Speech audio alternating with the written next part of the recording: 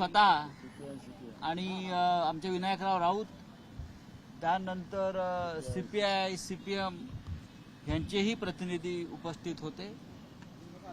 48 जागांवर व्यवस्थित चर्चा झाली आणि मी या क्षणी इतकंच सांगेन, जागा वाटप अत्यंत सुखरूप आणि सुरळीत पार पडलेलं आहे. सर आगे देखिए ना, सेंटर महाविकास आघाडी आगे देखील अत्यंत सुरक्षित अशा तऱ्हेनं महाविकास आघाडी काम करते. काहीही कोणाला चिंता करण्याचं कारण नाही. काही लोक जो पाण्यात घालून बसले असतील त्यांना आपल्यातर्फे माझा संदेश आहे की सगळं काय ठीक आहे आणि आम्ही 30 तारखेला परत बसतो. माननीय प्रकाश आंबेडकरजी म्हणजे वंचित बहुजन आघाडी यांच्याबरोबर आमचा कालपासून व्यवस्थित सुसंवाद सुरू आहे. आज सकाळी सुद्धा आम्ही त्यांना आमच्याकडून रितसर निमंत्रण पाठवलेलं आहे, त्यांना ते मिळालंय.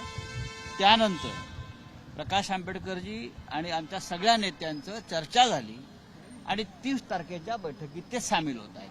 त्यांचं म्हणणं आहे की तीनही पक्षांच्या प्रमुखांनी पत्र पाठवलं ना त्यांना एक पत्र रितसर हवं होतं, इन्व्हिटेशन हवं होतं, अधिकृत आमंत्रण हवं होतं, ते त्यांना मिळालेलं आहे.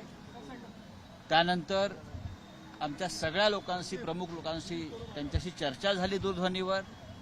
दिल्लीतल्या नेत्यांनीही त्यांच्याशी चर्चा केली आणि ते समाधानी आहे.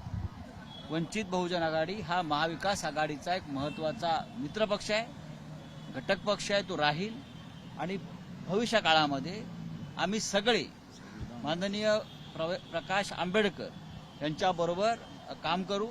कारण जी आमची भूमिका आहे, या देशातली लोकशाही वाचायला पाहिजे. ज्या संविधानाची चिरफाड सुरू आहे, संविधान वाचवायला हवंय, हुकुमशाही विरुद्ध लढायला हवंय, मोदींची एकाधिकारशाही रोखायला पाहिजे. हीच भूमिका प्रकाश आंबेडकर साहेबांची आहे, तीच आमची आहे.